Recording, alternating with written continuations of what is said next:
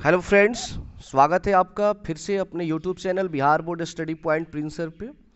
जैसा कि आप लोग जानते हैं कि इस चैनल पे आप लोगों को प्रतिदिन एक नए टॉपिक के साथ बहुत सारे वीडियो उपलब्ध कराए जाते हैं कई सब्जेक्ट को लेकर के। वैसे तो ये व्याकरण का सीरीज चल रहा है, तो इससे तो डेली आपको एक वीडियो मिल ही जाता है। तो आज का हमारा जो टॉपिक है वो है 13 नंबर टॉपिक है व्याकरण का, और वो है संज्ञा। आज हम लोग पढ़ने वाले हैं संज्ञा के बारे में, जिसको अंग्रेजी में हम लोग नाउन कहते हैं। और इसके बारे में तो हमको लगता है कि मतलब बचपन से ही सब क्लास में लगभग पढ़ाया जाता है, तो इससे आप लोग भली भांति परिचित होंगे। फिर भी चलिए इसको हम लोग पढ़ते हैं, क्योंकि ये हमारा सिलेबस में है और कुछ इसमें हम नया करने की कोशिश करते हैं। तो बिना टाइम गंवाए चलिए स्टार्ट करते हैं। उससे पहले आपसे कहेंगे कि अगर आपने पीछे वाला जितना भी वीडियो है नहीं देखा है तो चैनल के प्लेलिस्ट में चले जाएं और वहाँ से लाइन बाय लाइन सभी वीडियो को देख सकते हैं। जैसा कि यहाँ पे आप लोग देख सकते हैं संज्ञा है। तो जो चैप्टर शुरू किया जाता है तो सबसे पहले उसी का डिफिनीशन जानना जरूरी होता है कि आखिर संज्ञा क्या होता है। तो सबसे पहले हम पढ़ेंगे संज्ञा की परिभाषा। तो संज्ञा का शाब्दिक अर्थ होता है नाम, मतलब इसका जो अर्थ होता है इस संज्ञा का मेन अर्थ वो होता है किसी भी प्रकार का कोई भी नाम। अगर नाम रख दिया गया चाहे वो कुछ भी हो तो वो संज्ञा ही होता है। जैसे किसी व्यक्ति, गुण, प्राणी व जाति, स्थान, वस्तु, क्रिया और भाव आदि के नाम को संज्ञा कहते हैं। मतलब सभी के नाम को ही संज्ञा कहेंगे। तो बस सिंपल भाषा में यही समझना है कि जिसका नाम रख दिया गया वो संज्ञा होता है। जैसे कि कोई व्यक्ति हो सकता है, जैसे राम, मोहन, श्याम, ठीक है। गुण हो गया कि आपके अंदर कौन सी गुण है। जैसे कि मान लीजिए कि गाय काली है तो गाय का गुण है कि वो काले रंग की है। कोई प्राणी है यानी गाय, भैंस या कोई भी जीव हो, कोई भी जाति का बोध हो। जाति का अर्थ आप लोग ये मत समझिएगा जो हमारे कास्ट जो होता है उसकी बात नहीं हो रहा है। जाति जैसे हो गया कि गाय, बैल, हाथी, आदमी, ये जाति होता है। स्थान हो गया जैसे कि मान लीजिए कि गोपालगंज, पटना, दिल्ली, ये स्थान हो गया। वस्तु में आप कुछ भी ले सकते हैं, टेबल, कुर्सी। क्रिया मतलब कोई काम हो रहा है। भाव मतलब कि आप किसके साथ या किसी भी वस्तु के साथ आपकी क्या फीलिंग्स है। तो इन सारे चीज़ों के नामों को हम लोग संज्ञा कहते हैं। ठीक है। अब संज्ञा का उदाहरण हमें देना है। तो दिया है कि रमेश परीक्षा में प्रथम आया था। एक रमेश नाम का लड़का है जो एक परीक्षा में प्रथम आया था, इसलिए वह दौड़ता हुआ स्कूल से घर पहुंचा। इस बात से वह बहुत खुश था। उसने यह बात अपने माता पिता को बताई। यह समाचार सुन वह इतने आनंदित हुए कि उन्होंने उसे गले से लगा लिया। यहाँ पे आप ध्यान दीजिएगा, एक पूरा मतलब एक पैराग्राफ बना दिया गया। अब आपको इसमें से समझना है कि रमेश, पहले एक लड़का आ रहा है तो रमेश एक नाम है, तो ये भी संज्ञा है। ठीक है। परीक्षा में प्रथम आया था इसलिए वह दौड़ता हुआ स्कूल से घर पहुंचा। तो यहाँ पर खुश और आनंदित ये भाव को दिखा रहा है कि लड़का जो है बहुत ही खुश है और उसके माता पिता आनंदित हो गए। वो उनकी फीलिंग्स है, क्योंकि कोई व्यक्ति अगर खुश होता है, आनंदित होता है तो वो दिखता थोड़े ना है, उसको आप महसूस कर सकते हैं। रमेश और उसके माता पिता एक व्यक्ति हैं। स्कूल और घर जो है एक स्थान है। सुन या गले एक क्रिया है कि सुनना और गले लगना एक क्रिया है। तो यहाँ पे क्या दिखाई दे रहा है कि अभी हमने जो परिभाषा दिया कि कोई सी प्रकार का कोई भाव हो, व्यक्ति का नाम हो, स्थान का नाम हो, किसी क्रिया का नाम हो, तो ये सभी का सभी क्या होता है? संज्ञा होता है। क्या होता है? संज्ञा होता है। समझ में आ गया? तो सिंपल भाषा में बस आपको इतना ही जानना है कि किसी भी वस्तु के नाम को ही संज्ञा कहा जाता है। अब आइए जानते हैं संज्ञा के भेद। मैंने कहा था नहीं कुछ नया करेंगे, इसलिए मैंने सिंपल एग्जाम्पल नहीं दिया जिस तरह हर बार दिया जाता है, कुछ अलग कर दिया मैंने। थोड़ा सा लगे कि हाँ आप लोग हाई क्लास से पढ़ रहे हैं। संज्ञा के भेद वही हैं 5 ठो। जातिवाचक संज्ञा पहला है, दूसरा है भाववाचक संज्ञा, तीसरा है व्यक्तिवाचक संज्ञा, चौथा है समूहवाचक संज्ञा और पांचवा है द्रव्यवाचक संज्ञा। अब आपके मन में एक सवाल यहाँ पे उत्पन्न होगा कि व्यक्तिवाचक संज्ञा तो पहले होता है 1 नंबर पे, फिर मैंने 3 नंबर पे क्यों रखा? देखिए कोई किसी का 1 नंबर या 2 नंबर नहीं होता है, आपको जैसा सूटेबल बैठता है वैसे रख लीजिए। अगर आपका मन करता है कि नहीं हम व्यक्तिवाचक संज्ञा ही रखें क्योंकि स्टार्टिंग से आप वहीं पढ़ रहे होंगे, इसलिए हम थोड़ा चेंज कर दिया कि थोड़ा लगे कि कुछ नया है। तो आप मन करे तो 1 नंबर कर सकते, 2 नंबर कर दीजिए, किसी का भी किधर भी कर दीजिए, कोई अंतर पड़ने वाला नहीं है। अब आइए एक एक करके सबके परिभाषा के बारे में हम लोग जानते हैं। सबसे पहले हमारा है जातिवाचक संज्ञा।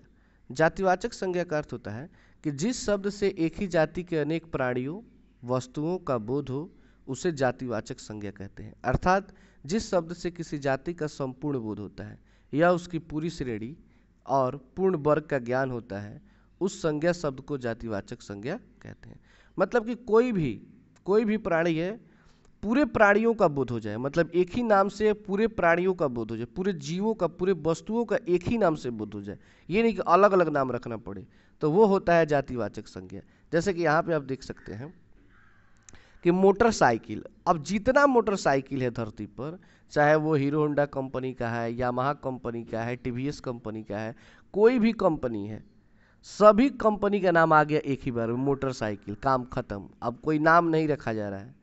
कार, अब कार में ऐसा थोड़े ना है कि एक ही कंपनी का कार है, एक ही मॉडल का कार है, हजारों मॉडल है, हजारों कंपनियां हैं, लेकिन कार कह देने से क्या हो गया, सभी कार एक ही में आ गए। उसी तरह टीवी का भी अलग अलग कंपनी है। पहाड़ का भी नाम अलग अलग रखा गया है कि कैलाश पर्वत, माउंट एवरेस्ट, K2, ऐसे बहुत सारे नाम रखे गए, लेकिन पहाड़ का नाम रखते ही धरती का सारा पहाड़ इसमें आ गया। उसी तरह तालाब, गांव, लड़का, लड़की, घोड़ा, शेर आदि, तो ये सभी क्या है, एक पूरे जाति को इंडिकेट कर रहे हैं कि शेर कहने से क्या, पूरे शेर का बात हो रहा है। लड़का कहने से अर्थ क्या, पूरे लड़का जाति का बोध हो रहा है यहाँ पे, तो इसको हम लोग कहेंगे जातिवाचक संज्ञा। दूसरा है हमारा भाववाचक, जो अभी हमने ऊपर आपको बताया, जिसको हम फील करते हैं, महसूस करते हैं। तो इसका परिभाषा देना होगा तो कहेंगे कि जिस संज्ञा शब्द से किसी के गुण, दोष, दशा, स्वभाव, भाव आदि का बोध हो वहां पर भाववाचक संज्ञा कहते हैं। अर्थात जिस शब्द से किसी वस्तु, पदार्थ या प्राणी की दशा, दोष, भाव आदि का पता चलता हो वहां पर भाववाचक संज्ञा होती है। जैसे कि गर्मी किसी ने देखा नहीं है, आप गर्मी को देख नहीं सकते हैं, आप गर्मी महसूस करते हैं, आप उसको फील करते हैं। सर्दी यानी ठंडी आप देखे नहीं हैं, उसको भी आप महसूस ही करते हैं। मिठास, खटास, अगर कोई चीज़ मीठा है या खट्टा है तो उसे आप देख थोड़े ना सकते हैं, आप उसे महसूस करते हैं, तो ये सब भाववाचक संज्ञा है। हरियाली, सुख, तो ये सभी क्या है जी, भाववाचक संज्ञा, जिससे किसका बोध हो, गुण, दोष, दशा, या सिंपल भाषा में समझ सकते हैं कि जिसको हम देख न सके, महसूस कर सके, वही भाववाचक संज्ञा होता है। अब आइए हम लोग जानते हैं तीसरा, व्यक्तिवाचक संज्ञा। हमारा व्यक्तिवाचक संज्ञा 3 नंबर कि जिस शब्द से किसी एक विशेष व्यक्ति, ध्यान दीजिएगा, व्यक्ति तो हो लेकिन विशेष हो, वस्तु या स्थान आदि का बोध हो, उसे व्यक्तिवाचक संज्ञा कहते हैं। अर्थात जिस संज्ञा शब्द से किसी विशेष स्थान, वस्तु या व्यक्ति के नाम का पता चले वहाँ पर व्यक्तिवाचक संज्ञा होता है। मतलब कि जो भी हो, किसी स्पेशल के बारे में बात किया जा रहा है। जैसे कि भारत, क्या भारत ऐसा थोड़े ना है कि हर जगह छिटाया हुआ है, भारत 10-15 ठो है, ये स्पेशल है, एक देश का नाम है, स्पेशल है। अगर देश कह दिया जाता तो वो जातिवाचक हो जाता, क्योंकि पूरे देश की बात हो जाती, लेकिन भारत स्पेशल नाम रखा जा रहा है तो ये व्यक्तिवाचक होगा। गोवा जो है एक स्पेशल नाम हो गया जगह का, तो वो क्या हो गया, व्यक्तिवाचक। दिल्ली, ये भी जगह का नाम है, सॉरी मिस्टेक से 2 बार भारत लिखा गया है। महात्मा गांधी, ये भी एक स्पेशल व्यक्ति हैं। कल्पना चावला, ये भी एक स्पेशल व्यक्ति हैं। महेंद्र सिंह धोनी, रामायण, गीता, रामचरितमानस आदि, यानी कि ये सभी क्या है, स्पेशल हैं, विशेष हैं, तो इसको हम लोग कहेंगे व्यक्तिवाचक संज्ञा। चौथा है हमारा समूहवाचक संज्ञा। देखिए, समूहवाचक संज्ञा को समुदायवाचक संज्ञा भी कहा जाता है। क्या कहा जाता है, समुदायवाचक संज्ञा। जो संज्ञा शब्द किसी समूह या समुदाय का बोध कराता हो, मतलब जिससे पता चले कि किसी ग्रुप की बात हो रही है। जैसे कि आजकल व्हाट्सएप ग्रुप, फेसबुक ग्रुप, हर जगह ग्रुप बन रहा है ना, तो एक समूह वहाँ पे इकट्ठा हो रहा है, तो समूह का बोध हो, समुदाय का बोध हो, तो उसको हम लोग समूहवाचक संज्ञा कहते हैं। अर्थात जो शब्द विशिष्ट, विशिष्ट मतलब होता है विशेष, या एक ही वस्तुओं के समूह या एक ही वर्ग व जाति के समूह को दर्शाता हो, मतलब जिसमें वर्ग आए, ग्रुप आए, उसी को कहेंगे समूहवाचक संज्ञा। देखिए मेन क्या होता है ना कि रटना नहीं है परिभाषा, आपको मेन होता है समझना होता है एग्जाम्पल को। जैसे गेहूं का ढेर, अगर गेहूं का ढेर की बात की जा रही है तो क्या उसमें एक गेहूं होगा, बहुत सारे गेहूं होंगे, तो एक समूह ग्रुप हो गया। लकड़ी का गट्ठर, अगर लकड़ी का गट्ठर इकट्ठा किया गया तो उसमें बहुत सारे लकड़ी होंगे तब जाके गट्ठर तैयार होता है। विद्यार्थियों का समूह, भीड़, भीड़ में तो एक आदमी होगा नहीं, अगर एक आदमी होगा तो उसको भीड़ थोड़ी ना कहा जाएगा। सेना है, सेना में भी बहुत लोग होते हैं। खेल, अगर आप कोई खेल खेलते हैं तो उसमें एक आदमी से तो खेल होगा नहीं। तो जहां भी समूह का बोध हो जाए ना उसे आप कहेंगे समूहवाचक संज्ञा। और हमारा लास्ट है पांचवा, द्रव्यवाचक संज्ञा। द्रव्यवाचक संज्ञा का अर्थ हुआ कि जो संज्ञा शब्द किसी द्रव्य, पदार्थ या धातु का बोध कराते हैं उसे द्रव्यवाचक संज्ञा कहते हैं। अर्थात जो शब्द किसी पदार्थ, धातु और द्रव्य को दर्शाते हैं वहां पर द्रव्यवाचक संज्ञा होती है। मतलब कहने का अर्थ देखिए, द्रव्य का अर्थ होता है मापना या तौलना, या वस्तु भी होता है। मतलब कि जहां पे जिस वस्तु से, जिस संज्ञा शब्द से मापने या तौलने का बोध हो, किसका बोध हो, मापने या तौलने का बोध हो, तो उसे आप द्रव्यवाचक संज्ञा कहेंगे। जैसे कि गेहूं, गेहूं को आप माप या तौल सकते हैं। तेल है, उसको आप माप सकते हैं, पानी को मापा जा सकता है, सोना को तौला जा सकता है, चांदी को तौला जा सकता है, दही को तौला जा सकता है, स्टील को तौला जा सकता है, घी को भी मापा जा सकता है, लकड़ी को तौला जा सकता है। तो मतलब जिससे सिंपल भाषा में आप ऐसे भी लिख सकते हैं कि जिस शब्द से किसी वस्तु के तौलने या मापने का बोध हो उसे हम लोग द्रव्यवाचक संज्ञा कहते हैं। तो इस तरह हमने जाना कि संज्ञा 5 प्रकार के होते हैं। पहला जातिवाचक संज्ञा, जिससे पूरे एक जाति का बोध हो। दूसरा आपने जाना भाववाचक संज्ञा, जिससे आप महसूस कर सकें, देख ना सकें, फिर भी उसका नाम रखा गया है तो वो भाववाचक संज्ञा हो गया। तीसरा व्यक्तिवाचक संज्ञा आपने जाना। चौथा समूहवाचक संज्ञा, और पांचवा द्रव्यवाचक संज्ञा। अब आइए थोड़ा सा कुछ जान लेते हैं कि कैसे जातिवाचक संज्ञा से भाववाचक संज्ञा में कैसे रूपांतरित किया जाता है। कुछ है नोट्स, थोड़ा उसको देख लेते हैं। ऊपर लिखा है भाववाचक संज्ञा बनाना, और फिर दूसरे लाइन में है कि भाववाचक संज्ञा 4 प्रकार से बनाई जा सकती है। पहला है जातिवाचक संज्ञा से, मतलब जातिवाचक से भाववाचक संज्ञा बनाया जा सकता है। सर्वनाम से भाववाचक संज्ञा बनाया जा सकता है। विशेषण से भाववाचक संज्ञा बनाया जा सकता है, और क्रिया से भाववाचक संज्ञा बनाया जा सकता है। अब आप जातिवाचक तो समझ रहे हैं, लेकिन सर्वनाम, विशेषण और क्रिया क्या है?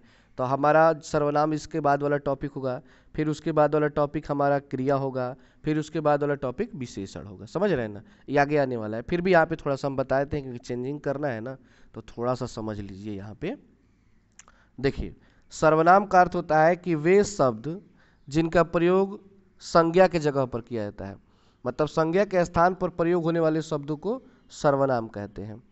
विशेषण जो संज्ञा और सर्वनाम की विशेषता को बताता है उसे विशेषण कहते हैं। क्रिया किसी कार्य के होने या करने का बोध हो उसे क्रिया कहते हैं। ठीक है, समझ गए? आगे इसका पूरा है, पूरा पढ़ेंगे बढ़िया से। तो सबसे पहले हमारा 1 नंबर जातिवाचक संज्ञा से भाववाचक संज्ञा बनाना।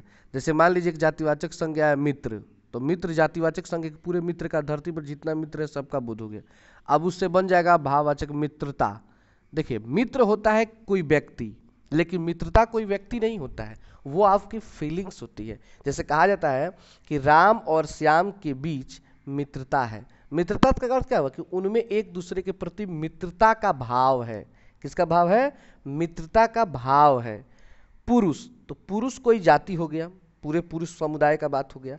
लेकिन पुरुषत्व, तो पुरुषत्व जो है वो पुरुष का एक गुण हो गया कि इसमें पुरुष का गुण है, इसलिए पुरुषत्व कहा गया है, तो वो भाव हो गया। पशु का पशुता, पंडित का पांडित्य। जैसे आपसे क्वेश्चन हो जाए कि पंडित का भाववाचक संज्ञा क्या होगा, तो आप कहेंगे पांडित्य। कई बार एग्जाम में, सीटेट में कई बार एग्जाम में क्वेश्चन ऐसे पूछे गए, इसलिए मैंने यहाँ पे इसको जरूरी समझा कि कुछ इंपॉर्टेंट क्वेश्चन को डाल दिया जाए।